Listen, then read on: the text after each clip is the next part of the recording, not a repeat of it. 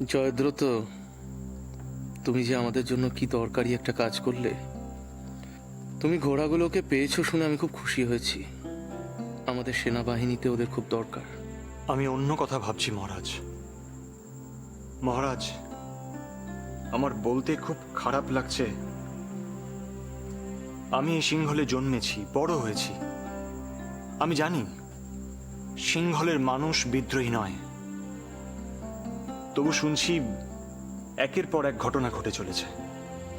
এর আগেও আপনার উপর আক্রমণ হয়েছে, আর তাতে খনা আহত হয়েছে। এসব কেন হচ্ছে মহারাজ? সে আর আমি কি করে বলবো জয়দ্রত। হয়তো বড় বেশি শত্রু তৈরি করে ফেলেছি। মহারাজ, সাধারণ মানুষ কখনো রাজার সঙ্গে শত্রুতা করে না, আর সেটা যদি কোথাও হয় তাহলে সেখানকার রাজা আর রাজা থাকে না। মহারাজ, আমি এখানে ষড়যন্ত্রের গন্ধ পাচ্ছি। আর তাছাড়া আপনার এত রক্ষী বা আছে কিসের জন্য? তাদের তো কাজ আপনার রক্ষা করা। জানো, এবার যাওয়ার সময় বাবা তো আমাকে নিয়ে যায়নি, তাই তো বাবা আহত হলো। আগের বার বিভীষণ উৎসবের সময় আমি তো বাবাকে রক্ষা করেছিলাম। হ্যাঁ, আমি আর কাকা দুজনেই দায়িত্ব নিয়েছিলাম বাবাকে রক্ষা করার জন্যে। আর আমার এই ভেবে খুব আনন্দ হয় যে আমি পেরেছিলাম বাবাকে রক্ষা করতে। কে কে ছিল মহারাজকে রক্ষা করার দায়িত্বে? মহানামা। মহানামা? এভাবে আপনি মহানামার সম্পর্কে ভুল ভবিষ্যৎবাণী করলেন। মহানামা রাজা হবে, খুব শীঘ্র তার বিবাহ হবে। মহানামার সম্পর্কে এত বড় ভুল ভবিষ্যৎবাণী আপনি করলেন কি করে? কোনো সাধারণ মানুষের ক্ষেত্রে আপনি সেটা করতেই পারতেন, কিন্তু আপনি বোধহয় ভুলে গেছেন আপনার এই জন্মকুণ্ডলী বিচারের উপর নির্ভর করছে উপতিষ্য আর মহানামার মধ্যে কে হবে রাজ সিংহাসনের অধীশ্বর, অর্থাৎ কে হবে ভবিষ্যতের রাজা। সুতরাং বুঝতে পারছেন, এটা একটা রাজ সমস্যা। রাজার সমস্যা মানে প্রজাদের সমস্যা। আর তাই তো বাবা এত চিন্তিত। আমি আমার বাবাকে এত চিন্তিত দেখতে মোটেই ভালোবাসি না, আর তাই একটা উপায়ও আমি খুঁজে বার করেছি। কিন্তু খনামা, তুমি কি সত্যিই বুঝতে পেরেছো আমাদের সমস্যাটা কি? হ্যাঁ, প্রজাদের খাদ্যের সমস্যা, শস্যের সমস্যা। আর তাই আমার মনে হয় উঠান ভরা লাউ শশা, ঘরে তার লক্ষ্মীর দশা। এই তো দশা আপনার ভবিষ্যৎবাণীর।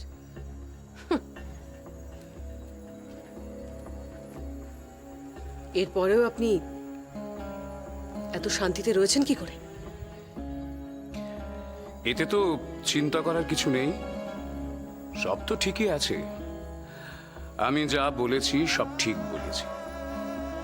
ভাগ্যের লিখন কেউ খণ্ডাতে পারে না, আপনি চিন্তা করবেন না। আমরা এত চিন্তা করে চলেছি, অথচ আমাদের ঘরেই এত সুন্দর একটা সমাধান রয়েছে, আমরা ভাবিও নি। আমিও তো তাই ভাবছি। যখন উৎপাদনের কাজে নিয়োগ করার মানুষ কমে যায়, অথচ মানুষের অর্থের প্রয়োজনটাও জরুরি, সেই সময় খনার এই উপায়টা তো ভীষণভাবে কার্যকরী হবে। খনা আমাদের সকলের গর্ব। আমি আমি এক্ষুনি যাই মহারাজ, গিয়ে সকলকে জানিয়ে দিই নতুন পরিকল্পনাটা।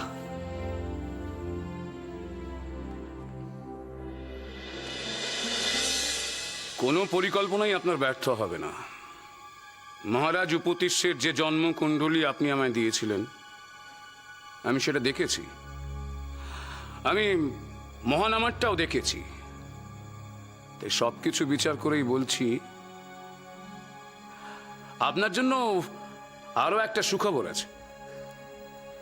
সুখবর? এই অবস্থায় এখন আপনি বলতে পারছেন সুখবর আছে? হ্যাঁ, আছে। মহারাজের কোনো পুত্রযোগ নেই। পুত্রযোগ নেই উপদেশের? কেন? জন্মকুণ্ডলীর লগ্নে বুধ এবং শনি, বৃশ্চিক রাশিতে শুক্র অবস্থিত। এই যোগে যে পুরুষ জন্মগ্রহণ করেন তিনি পুত্র মুখ দর্শন করতে পারেন না। মহারাজের জন্মকুণ্ডলী দেখে আমি আগেই বুঝতে পেরেছি। আমি জানি আপনি আমাকে কিছু একটা বলতে চান। আপনি নির্দ্বিধায় বলতে পারেন। আমি এ পরিবারের জ্যেষ্ঠা, সুতরাং সব বিষয়ে আমাকেই তো জানতে হবে। আমি জানি, কিন্তু আমি যে কথা আপনাকে বলতে চাই সেটা হয়তো আপনার ভালো নাও লাগতে পারে, কিন্তু সত্যের মুখোমুখি তো আমাদের সকলকেই হতে হবে। পরিস্থিতির মুখোমুখি যখন হয়েছেন তখন সুযোগের সদ্ব্যবহার করুন। সুযোগ? কি সেই সত্য বলুন, আমি তার মুখোমুখি হতে প্রস্তুত। মন্ত্রিমহলের সকলেই চান যে মহারাজা দ্বিতীয় বিবাহ করুন। কি? রাজৌধি, আপনাকে তো আগেও বলেছি, আপনার শত্রুদের আপনি পরাজিত করুন। এই প্রাসাদে আপনার প্রধান শত্রুকে ঐশিকা, এর চেয়ে বড় শত্রু আমার আর কেউ নেই। নেই? আর কি কোনো উপায় নেই? না দেবী জাহ্নবী, এছাড়া আর কোনো উপায় নেই। আপনি তো জানেন মহারাজের অবর্তমানে মহানামা সিংহাসনে বসবে। আমি মহারাজের বাবার আমল থেকে রয়েছি। উনি সর্বদা একটাই কথা বলে এসছেন, মহারাজ উপতিষ্য অথবা তার বংশধররাই এই রাজ্য পরিচালনা করবে, সে ছাড়া আর কেউ নয়। আমাদের মন্ত্রিমহলও তাই চায়। কোনো কিন্তু নয়। আপনার প্রধান শত্রুকে সমুচিত শিক্ষা দেওয়ার এই সুবর্ণ সুযোগ হারাবেন না। সেই শিক্ষাটা আপনি কিভাবে দিতে বলছেন? মহারাজের বিয়ের জন্য পাত্রী আপনি নিজে ঠিক করবেন, তাহলে বিয়ের পর সেই পাত্রী আপনার বাধ্য থাকবে। ভেবে দেখতে পাচ্ছেন, সিংহলের নতুন রানী আপনার পোষা পাখির মতন আপনার শেখানো বুলি বলবে। রানী বাধ্য হলে রাজাও বাধ্য হবে। তখন এই মহারানীর কি অবস্থা হবে বুঝতে পারছেন? আপনার বিরুদ্ধে কোনো প্রতিবাদ করতে পারবে না, সে যাই ঘটুক না কেন। মহারানীর ওপর মহারাজের মোহ কাটিয়ে তোলার এই একটাই উপায়। আর যদি কোনো উপায় না থাকে, আমি আমি ভেবে দেখি বিষয়টা। আরো একটা কথা ছিল, মহারাজ যদি দ্বিতীয়বার বিবাহ করেন তাহলে রাজনৈতিকভাবে তিনি লাভবান হবেন। রাজ্যবাসী এবং মন্ত্রিমহল জানবেন যে মহারাজ সিংহলের স্বার্থে দ্বিতীয়বার বিবাহ করছেন। বেশ বেশ, আর যখন কোনো উপায় নেই তখন আমি সম্মতি দান করছি, কিন্তু আমার একটা অনুরোধ ছিল। হ্যাঁ বলুন। চূড়ান্ত সিদ্ধান্ত নেবার আগে আমি একবার আচার্য দেবের সঙ্গে কথা বলতে চাই। অবশ্যই। আমাদের মহারাজ শুধু রাজা হিসেবে না, মানুষ হিসেবেও অতুলনীয়। তিনি সিংহলের দক্ষিণে গিয়ে আক্রান্ত হলেন, অথচ কারোর প্রতি তার কোনো ক্ষোভ নেই। তিনি সকলকে ক্ষমা করে দিয়েছেন।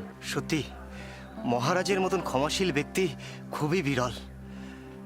শুধু তাই নয়, সিংহলের এত সমস্যার জন্য আমাদের রাজকুমারী খনা একটা সমাধানের উপায়ও বলেছেন। রাজকুমারী বলেছেন?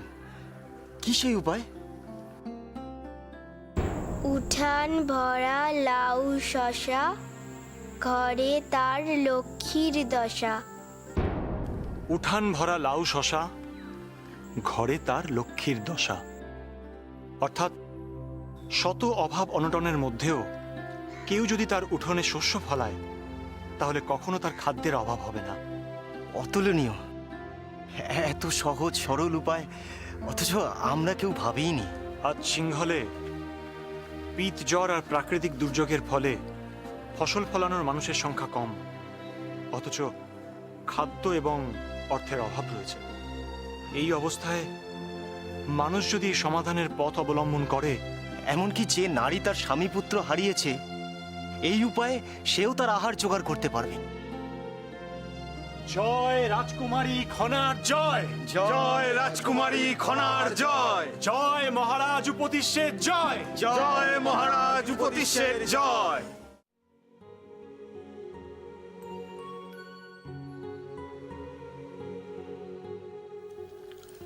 রাজিমা, থাক থাক, তুমি বিশ্রাম করো। কেমন বোধ করছো এখন? ভালো। আপনি যে আমার কাছে এসেছেন, বসুন না। সেটা আমার পরম সৌভাগ্য।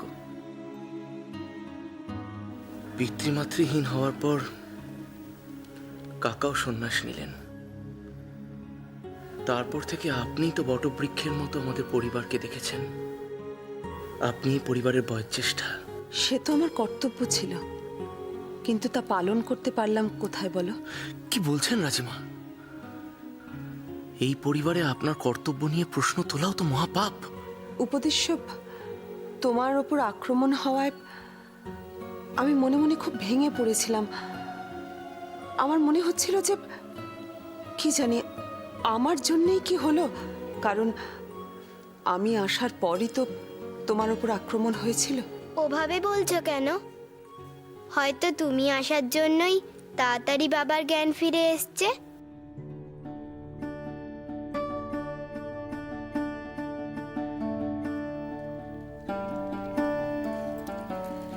তাই বুঝি? হয়তো তুমিই ঠিক বলছো। হয়তো নয় রাজিমা, খনাই একদম ঠিক বলছে। আপনি এলে আমি মানসিক শক্তি পাই। জানেন রাজিমা, খনা আমার ঈশ্বর প্রদত্ত সন্তান। খনা অনেক সময় যা বলে হুবহু তাই মিলে যায়। আমার বিদেশ যাত্রার পূর্বে খনা আমাকে কি বলেছিল জানেন? মঙ্গলে উষা বুধে পা, যথা ইচ্ছা তথা যা। আমি আমার খনামার কথা শুনিনি। আমার উপরে আক্রমণ হয়েছিল। তারপর আমার গরিব প্রজাদের জন্য বলেছিল, উঠান ভরা লাউ শশা, ঘরে তার লক্ষ্মীর দশা। জানেন রাজিমা, ও যখন খুব ছোট ছিল আমি ওকে বলেছিলাম, তুই তো আমার কন্যা, তুই অন্যের বাড়ি চলে যাবি, আমাদের কাছে থাকবি না, অন্যের বাড়ি গিয়ে ঘর সংসার করবি। তখন ও আমাকে কি বলেছিল জানেন? হতে পারি কন্যা তোমার, তবু ছোট নই মানে। সরস্বতী বিদ্যা হবে আমার, গৃহে লক্ষ্মী থাকবে সর্বক্ষণে। তোমার রাজ্য বাঁধব সুশাসনে, দুর্গার মতো শত্রু নিধনে। আর যখন কোনো উপায় নেই তখন আমি সম্মতি দান করছি, কিন্তু আমার একটা অনুরোধ ছিল। হ্যাঁ বলুন। চূড়ান্ত সিদ্ধান্ত নেবার আগে আমি একবার আচার্য দেবের সঙ্গে কথা বলতে চাই। উপদেশের দ্বিতীয় বিবাহে সম্মতি দিয়ে আমি ওদের সুখের সংসারে আগুন ধরিয়ে দিলাম না তো? দেশের প্রতি কর্তব্য পালন করতে গিয়ে একটা সংসারকে আমি ভেঙে দিলাম। আমি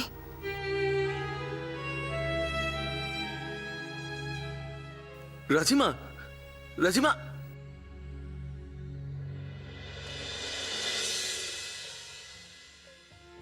তোর মনে আছে? থাকবে না আবার? আমি জানি এতক্ষণ তো তুমি সেই কথাই ভাবছিলে। না না, ঠিক তা নয়। আসলে আমার অবশ্যই তাই। আমার কাছে লুকিয়ে লাভ হবে না ঐশিকা। তোমাকে একটা কথা বলবো? বলছিলাম, এবারের বিবাহ বার্ষিকীটা তোমাদের উদযাপন করলে কেমন হয়? এমা, না না, লোকে কি বলবে? লোকে কি বলবে মানে? সিংহলে রাজা ও রানীর বিবাহবার্ষিকী উদযাপিত হবে, এতে আবার লোকে কি বলবে? না না কৌরকি, এটা উচিত হবে না। কেউ যদি অসন্তুষ্ট হয়। আমি তোমাকে বলছি, মহারাজ সহ বাকি সকলেই এটাতে খুবই আনন্দিত হবেন। তাই বলছি, তোমাদের বিবাহবার্ষিকীটা উদযাপন করা হোক। দেখো ঐশিকা, তোমাদের বিবাহবার্ষিকী পালন করা মানে আমাদের সকলের একটু আনন্দ করা। আমাদের সেই আনন্দ থেকে তুমি বঞ্চিত করো না। কিন্তু কোনো কিন্তু নয়, তোমাদের বিবাহবার্ষিকীটা এবার আমরা সবাই মিলে খুব সুন্দর করে উদযাপন করব।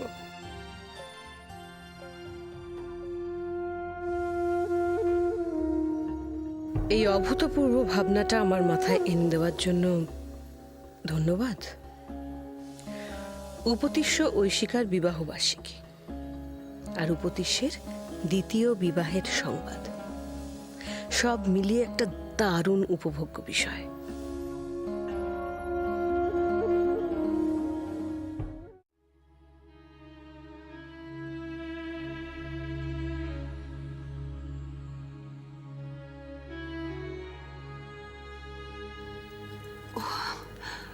ঐশিকা, এটা আপনার মেয়ের তরফ থেকে মায়ের জন্য সামান্য একটা উপহার।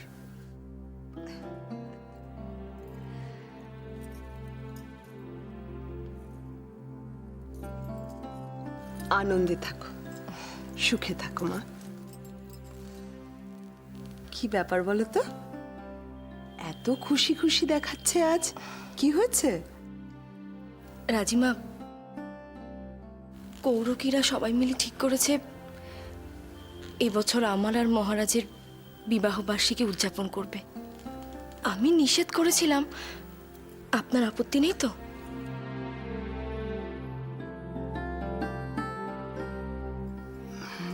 না না, আমার আমার আপত্তি থাকবে কেন?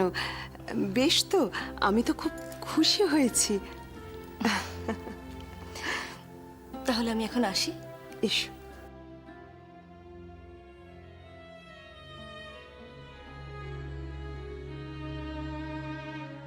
কেন আমি উপতিষ্যের দ্বিতীয় বিবাহের সম্মতি দিলাম? কেন কেন দিলাম? আমার নিজের মেয়ে যদি হতো ঐশিকা, তাহলে আমি পারতাম সম্মতি দিতে। আমার এই সম্মতির জন্য ঐশিকার প্রতি এত বড় অন্যায়। ঐশিকার মর্যাদাকে পুরুষতন্ত্রের সামনে ধ্বংস করেছি আমি।